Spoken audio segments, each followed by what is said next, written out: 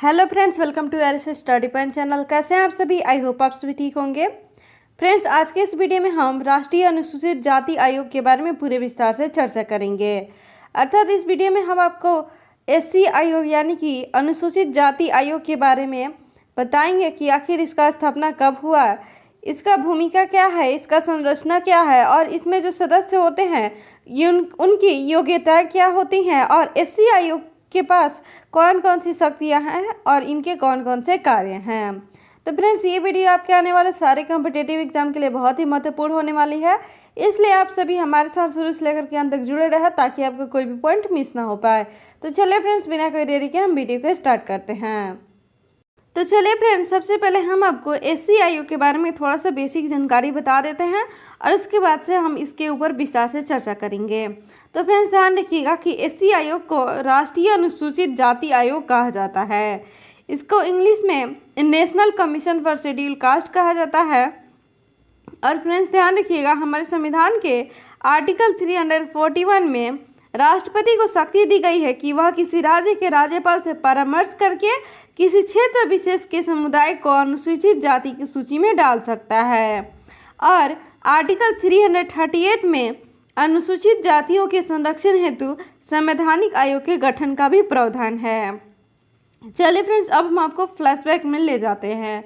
अर्थात हमने पिछले वीडियो यानी कि एसटी आयोग वाले वीडियो में आपको बताया था कि सर्वप्रथम 1978 में सरकार के आदेश के द्वारा अनुसूचित जाति तथा अनुसूचित जनजाति के लिए गैर वैधानिक आयोग का गठन हुआ और उसके बाद 1987 में भारत सरकार ने आयोग के कार्य को विस्तृत किया तथा आयोग का नाम बदलकर राष्ट्रीय अनुसूचित जाति एवं अनुसूचित जनजाति आयोग कर दिया।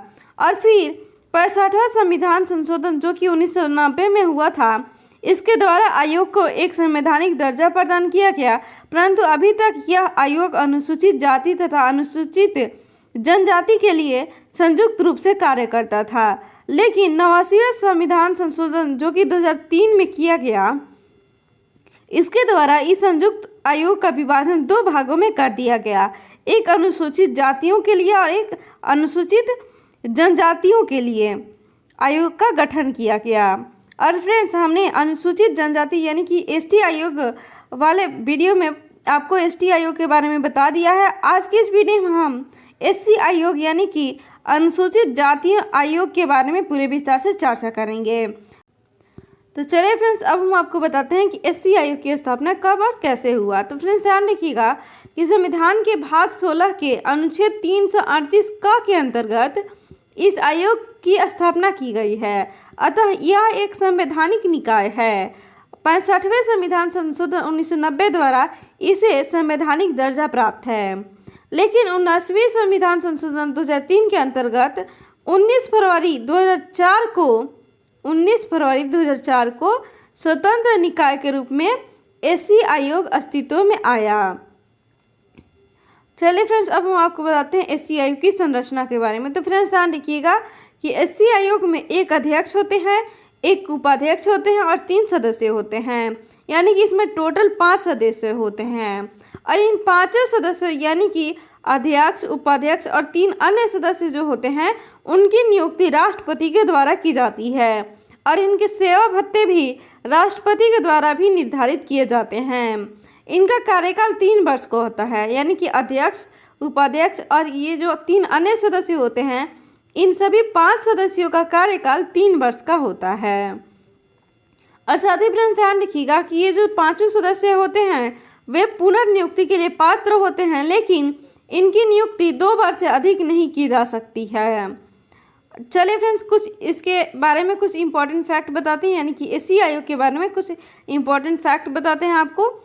तो फ्रेंड्स, ध्यान रखिएगा कि एससी आयोग के वर्तमान अध्यक्ष हैं विजय सांपला और इसके प्रथम अध्यक्ष थे सूरज भान, प्रथम उपाध्यक्ष थे फकीर भाई बघेला और वर्तमान में उपाध्यक्ष हैं अरुण हलदार।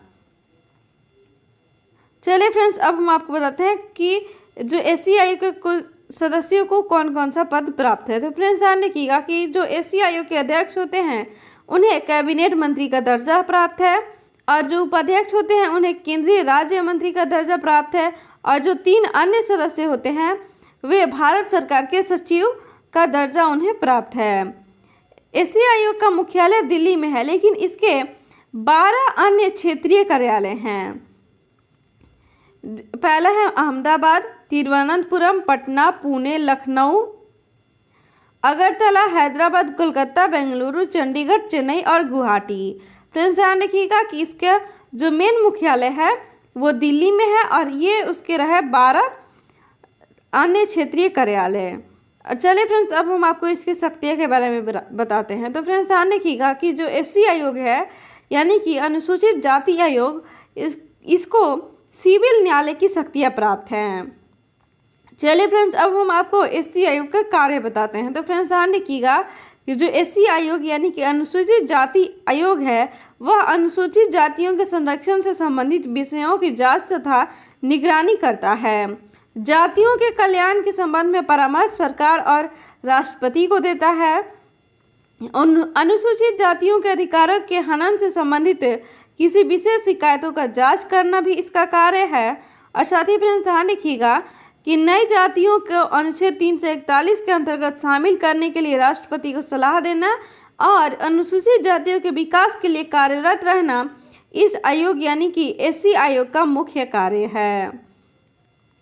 और साथ ही फ्रेंड्स ध्यान रखिएगा कि जो एससी आयोग होता है वो अपना रिपोर्ट एससी आयोग द्वारा अपनी रिपोर्ट राष्ट्रपति या फिर राज्यपाल को भेजी जाती है। और जो राष्ट्रपति और राज्यपाल जो होते हैं वो एससी आयोग द्वारा दी गई रिपोर्ट को संसद या फिर विधानमंडल में रखते हैं। और फिर साथ ही फ्रेंड्स ध्यान रखिएगा जो एससी आयोग होता है उसका रिपोर्ट एक सलाहकारी प्रकृति का होता है, अतः इन्हें मानने के लिए संसद और विधानमंडल बाध्य नहीं होते हैं। केवल सलाह न मानने का कारण संसद या विधानमंडल के द्वारा बताना पड़ता है। थैंक यू दोस्तों, आज का हमारा वीडियो यहीं पर समाप्त होता है। फ्रेंड्स आज के इस वीडियो में हमने एससी आयोग के बारे में पूरे विस्तार से चर्चा किया है। आई होप आपको ये वीडियो अच्छी और हेल्पफुल लगी हो। फ्रेंड्स अगर आपको ये वीडियो अच्छी और हेल्पफुल लगी हो तो इस वीडियो को लाइक कर दीजिए, अपने दोस्तों के साथ शेयर कर दीजिए और अभी तक हमारे चैनल को सब्सक्राइब नहीं किए हैं तो ऐसे हेल्पफुल वीडियो देखते रहने के लिए हमारे चैनल को सब्सक्राइब कर दीजिए और बेल आइकन को प्रेस करना ना भूलें, जिससे आपको लेटेस्ट अपडेट का नोटिफिकेशन मिलती रहेगी। और साथ ही फ्रेंड्स अगर आप पहले का वीडियो नहीं देखे हैं तो उसका लिंक नीचे डिस्क्रिप्शन बॉक्स में तथा आई बटन दोनों पर दिया गया है, आप जरूर देखें। तो चलिए फ्रेंड्स अब हम मिलते हैं नेक्स्ट वीडियो में, तब तक आप पढ़ते रहे, आगे बढ़ते रहे। धन्यवाद।